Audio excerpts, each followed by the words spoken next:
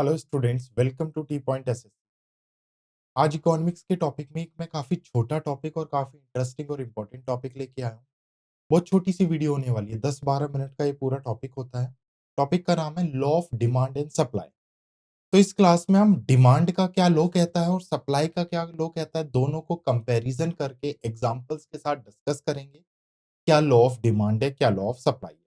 जब दोनों की बात करूंगा, देखो ये लॉ इंपॉर्टेंट क्यों होते हैं, ये जो दो लॉ हैं ये इंपॉर्टेंट क्यों है और ये कहीं न कहीं एक-दूसरे से सिमिलर भी हैं और डिफरेंस भी हैं। कैसे?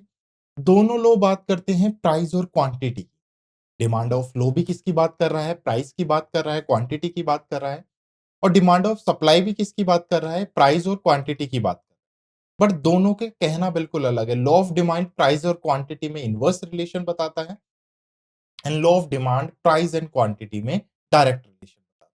तो यही आज आज की क्लास में हमको समझना है बेसिकली, क्या लॉ ऑफ डिमांड कहता है, क्या लॉ ऑफ सप्लाई कहता है। कैसे दोनों प्राइस और क्वांटिटी की बात करते हुए भी किसकी बात कर रहे हैं, अलग-अलग रिलेशन की बात कर रहे हैं। एक इनवर्स रिलेशन बता रहा है, एक डायरेक्ट रिलेशन। तो शुरू करेंगे आज का topic law of demand and supply के साथ, एग्जांपल के साथ प्रॉपर्ली इस टॉपिक को हम देखते हुए चलें। तो देखो,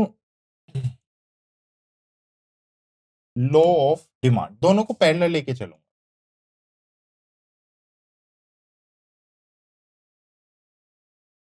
डिमांड, यहां पर मैं बात कर रहा हूं लॉ ऑफ सप्लाई।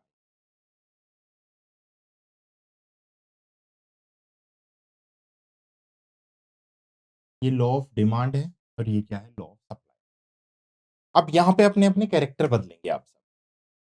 मार्केट में दो ही लोग होते हैं, एक तो प्रोड्यूसर होता है और एक कंज्यूमर होता है। दो ही तो होते हैं। एक कौन होगा? एक प्रोड्यूसर होगा, जो चीजों को क्या करेगा, प्रोड्यूस करेगा। और एक होगा कंज्यूमर, जो चीजों को कंज्यूम करेगा। अब दो ही चीजों की वजह से तो चलेगी ना भाई। एक फार्मर है, वो पोटैटो क्या कर रहा है, प्रोड्यूस कर रहा है, वो प्रोड्यूसर हो गया। वहीं बहुत सारे लोग हैं जो मार्केट में उस पोटैटो को खरीदते हैं, तो वो कौन हो गए, कंज्यूमर हो गए, वो खरीदने वाले हो गए। दोनों की रिक्वायरमेंट है मार्केट में, एक की वजह से क्या मार्केट चल सकती है? या सिर्फ प्रोड्यूसर हो या सिर्फ कंज्यूमर हो, नहीं चल सकती। तो अब आपको दोनों को इन्हीं नजरियों से देखना है। अब मुझे एक बात बताओ, हमारा जो एक है डिमांड का लो, एक है सप्लाई का लो, इन दोनों में कौन तो डिमांड करता है और कौन सप्लाई करता है? पहले तो मुझे ये बताओ, मार्केट में कौन डिमांड करता है और कौन क्या करता है, सप्लाई करता है। प्रोड्यूसर का काम क्या होता है? मार्केट में प्रोडक्ट को सप्लाई करना। तो प्रोड्यूसर कौन हो जाएगा? सप्लाई करने वाला। यही तो होता है, ये रियल लाइफ से कनेक्ट करो ना। कंज्यूमर क्या करता है? ये डिमांड करता है। अब दो लॉज हैं हमारे पास, एक डिमांड का लॉ है, एक सप्लाई का लॉ है। तो जब मैं लॉ ऑफ डिमांड पढ़ूंगा तो मैं किसकी तरह एक्ट करूंगा? कंज्यूमर की तरह। याद रखो, ऐसे कनेक्ट करो इसे। डिमांड कौन कर रहा है? कंज्यूमर करता है डिमांड। तो जब कंज्यूमर की बात होगी या लॉ ऑफ डिमांड की बात होगी तो मैं क्या बन जाऊंगा? कंज्यूमर। लेकिन जब मैं लॉ ऑफ सप्लाई की बात करूंगा, सप्लाई कौन करता है मार्केट में? प्रोड्यूसर करता है, तो मैं क्या बन जाऊंगा? प्रोड्यूसर। तो मैं बोल सकता हूं लॉ ऑफ डिमांड में मैं एक्ट करूंगा एज अ कंज्यूमर। आप अपने आप को भूलकर सिर्फ क्या बन जाओगे? कंज्यूमर। तो ही समझ आएगा आपको। जब आप लॉ ऑफ सप्लाई पढ़ोगे तो आप क्या बन जाओगे? Basically producer. ये मैंने लिंक करके भी बता दिया ना, क्यों? क्योंकि सप्लाई करता है प्रोड्यूसर और डिमांड करता है कंज्यूमर। जब लॉ ऑफ डिमांड पढ़ेंगे तो कंज्यूमर बन के समझेंगे, जब लॉ ऑफ सप्लाई पढ़ेंगे तो हम क्या बन के समझेंगे? प्रोड्यूसर। यहां तक बताओ, क्लियर है? ओके, अभी तक तो क्लियर होगा, अब आगे समझो। लॉ ऑफ डिमांड किस किस के बीच में रिलेशन बताता है? ये रिलेशन बताता है price of commodity and quantity of a commodity. किसके बीच में बता रहा है ये? प्राइस और कमोडिटी के बीच। अब ये भूल जाओ आप सप्लाई। अब आप क्या हो? तो कंज्यूमर हो, आप मार्केट में ग्राहक हो, कस्टमर हो, आप खरीदार हो, आप खरीदने वाले हो। किस किस के बीच में रिलेशन देखना है? प्राइस और क्वांटिटी के बीच में रिलेशन देखना है। ये कहता है लॉ ऑफ डिमांड। अब लॉ ऑफ डिमांड क्या रिलेशन बताता है? लॉ ऑफ डिमांड कहता है मार्केट में तो प्राइस का क्वांटिटी के साथ इनवर्स रिलेशन। इनवर्स का मतलब क्या है? मार्केट में जैसे-जैसे प्राइस इंक्रीज़ होगा, क्वांटिटी क्या होती चली जाएगी? डिक्रीज़ होती। देखो रिलेशन बताया कमोडिटी के प्राइस और क्वांटिटी के और रिलेशन कैसा बताया गया है लॉ ऑफ डिमांड में? इनवर्स रिलेशन बताया गया है। इनवर्स रिलेशन क्या कहता है? इनवर्स रिलेशन कहता है किसके नज़रिए से देख रहे हो आप? कंज्यूमर के नज़रिए से, कि जैसे-जैसे मार्केट में प्राइस बढ़ेगा तो क्वांटिटी क्या होती कम होती चली जाएगी, क्वांटिटी क्या होती जाएगी? डिक्रीज़ होती। क्लियर है? ठीक है। अब ये तो मुझे समझ आया कि प्राइस बढ़ेगा तो क्वांटिटी डिक्रीज़ होती चली जाएगी।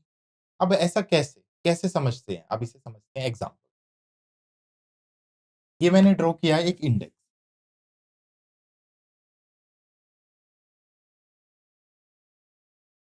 ये ओनियन का इंडेक्स है।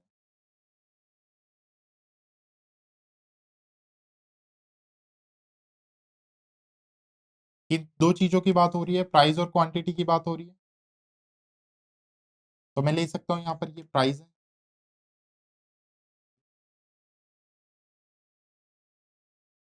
क्वांटिटी, ठीक है। अब मार्केट में मैं गया ओनियन खरीदना, मैं क्या हूँ कंज्यूमर हूँ, मैं खरीदार हूँ। मैं ओनियन खरीदने गया तो मैंने देखा ओनियन का रेट था ₹10 केजी। क्या रेट चल रहा था ओनियन का? ₹10 केजी चल रहा था। जब मैंने देखा ₹10 केजी तो काफ़ी रीज़नेबल प्राइस था तो मैंने क्या किया 5 केजी प्याज़। अब मैं मार्केट में दोबारा गया कुछ दिन बाद, मुझे ज़रूरत थी तो मैंने देखा इस बार रेट थोड़ा-सा बढ़ गया, ₹20 केजी हो गया। अब मेरी पॉकेट अलाउ नहीं कर रही थी, मैंने क्या किया इस बार सिर्फ 3 केजी प्याज़ ली, क्योंकि रेट क्या हो गया था बढ़ गया। मैं 1-2 महीने बाद फिर मार्केट गया, फिर मैंने देखा कि इस बार रेट तो ₹50 केजी हो गया, भाई बहुत महँगी प्याज़ हो गई। तो मैंने क्या किया, सिर्फ 2 किलो प्याज़। ये रियल लाइफ़ से भी कनेक्ट कर सकते हो ना, जितनी महँगी चीज़ें होती हैं, उतनी कम खरीदने की कोशिश करते हैं हम लोग, क्वांटिटी में। मैं फिर गया, इस बार रेट था ₹100 केजी, तो मैंने क्या किया सिर्फ 1 केजी प्याज़ ही खरीदी और लास्ट में जब मैं गया मैंने देखा कि प्याज़ का रेट ₹200 केजी है, तो मैंने आधी किलो प्याज़ खरीदी और उसी से काम चला। तो ये क्या बता रहा है कि जो कंज्यूमर्स होते हैं मार्केट में, वो कोशिश करते हैं कि सस्ते रेट पर ज़्यादा चीज़ें खरीदी जाएँ। देखो जैसे-जैसे रेट इंक्रीज़ हो रहा है अगर आप देख पा रहे हैं इसमें, तो क्या प्राइस क्वांटिटी डिक्रीज़ नहीं हो रही? पहले रेट 10 था तो क्वांटिटी 5 केजी थी। रेट 20 हुआ तो क्वांटिटी 3 केजी हुई, 50 हुआ तो क्वांटिटी और कम हुई, 100 हुआ तो क्वांटिटी और कम हुई और 200 हुआ तो क्वांटिटी और कम। यही तो कह रहा है ये कि ये कंज्यूमर के नज़रिए से यही तो कह रहा है। भई लॉ ऑफ डिमांड यही तो समझाना चाह रहा है कि कंज्यूमर मैं कब खरीदना प्रेफ़र करूँगा, मैं कंज्यूमर हूँ, जब चीज़ें सस्ती होंगी। सस्ती होंगी तो मैं ज़्यादा कोशिश करूँगा। अब गाजर है, ₹5 किलो है तो मैं 10 किलो ले लूँगा हलवे के लिए, लेकिन अगर ₹50 किलो है तो मैं 1 या 2 किलो लूँगा। ये नॉर्मल यही तो माइंडसेट होता है, तो यही सिंपल समझा रहा है लॉ ऑफ डिमांड कि प्राइस और क्वांटिटी में इनवर्स रिलेशन है, प्राइस बढ़ रहा है तो क्वांटिटी कम हो रही है और यही मैंने एग्ज़ाम्पल के थ्रू आपको एक्सप्लेन किया। क्लियर? बताओ, ईज़ी है ना लॉ ऑफ डिमांड? अब आ जाओ सप्लाई पे, अब कंज्यूमर की जगह आप क्या बन जाओ? प्रोड्यूसर बन जाओ, बस इतना सा ही करना है आपको। अब आप कंज्यूमर की जगह क्या हो गए? अब आप हो गए प्रोड्यूसर, ठीक है? चलो प्रोड्यूसर बन लेते हैं। सबसे पहले रिलेशन देखो, लॉ ऑफ सप्लाई किस-किस के बीच में रिलेशन बताता है? ये रिलेशन बताता है ये भी सेम प्राइस एंड क्वांटिटी। तो किस-किस के बीच में रिलेशन है? प्राइस और क्वांटिटी के बीच में रिलेशन है। यहाँ पर भी किसके बीच में था? प्राइस और क्वांटिटी के बीच। लॉ ऑफ सप्लाई क्या रिलेशन बताता है? लॉ ऑफ सप्लाई बताता है डायरेक्ट रिलेशन। प्राइस और क्वांटिटी का कैसा रिलेशन है? डायरेक्ट। डायरेक्ट रिलेशन बोले तो डायरेक्ट रिलेशन का मतलब है अगर मार्केट में प्राइस इंक्रीज़ हो रहे हैं, तो क्वांटिटी क्या हो रही है? क्वांटिटी भी क्या होगी? इंक्रीज़ होगी। अब आप बोलोगे सर अभी तो आपने बताया था कि इन्वर्स होता है कि प्राइस बढ़ता है तो क्वांटिटी कम होती है। मैंने बताया था यहाँ आप किसके नज़रिए से देख रहे हो? कंज्यूमर। यहाँ आप बन जाओ प्रोड्यूसर, उगाने वाले। एग्ज़ाम्पल से समझाता हूँ, अब मैं प्रोड्यूसर हूँ। इस बार मैं ओनियन खरीदता नहीं, अब मैं एक किसान हूँ, मैं ओनियन का प्रोडक्शन करता हूँ। मैं क्या करता हूँ? ओनियन का प्रोडक्शन करता हूँ। वैसा। एक यहाँ पे मैं ड्रॉ कर लेता हूँ।